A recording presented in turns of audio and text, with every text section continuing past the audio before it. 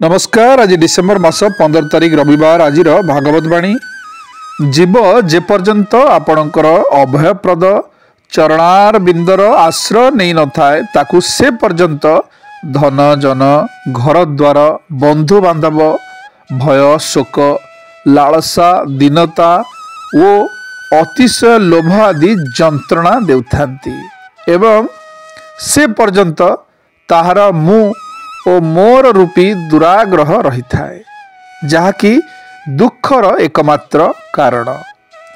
आपणकर चरण रे भक्ति होइगले सकल प्रकार अमंगल नष्ट हो जाए, किंतु जो मैंने सही भक्ति ठारू दूरे रहंती ओ आपणकर मंगलमय गुण मानकु प्रकाशित करुथिबा श्रवण कीर्तन आदि भक्ति जहाकू भल लगे नहीं सही विचरांक बुद्धि को तो जानतु दैव ही हरण करि नैछि।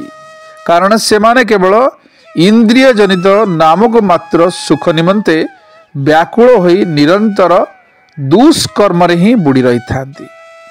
सेपरी लोके बारंबार क्षुधा तृष्णा हेतु बात पीत कफ आदि ती धातु हेतु शीत उष्ण वायु वर्षा हेतु पारस्परिक कलह हेतु तथा दुसह काम क्रोध हेतु बारंबार कष्ट पाती।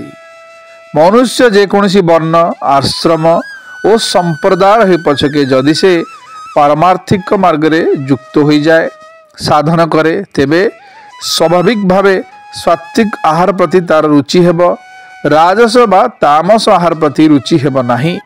सात्विक आहार वृत्ति सात्विक हो जिवो एवं सात्विक वृत्ति कारणरू सात्विक आहार भल लागिबो। शुभ सकाळ, दिनटी आपणकर मंगलमय हेउ।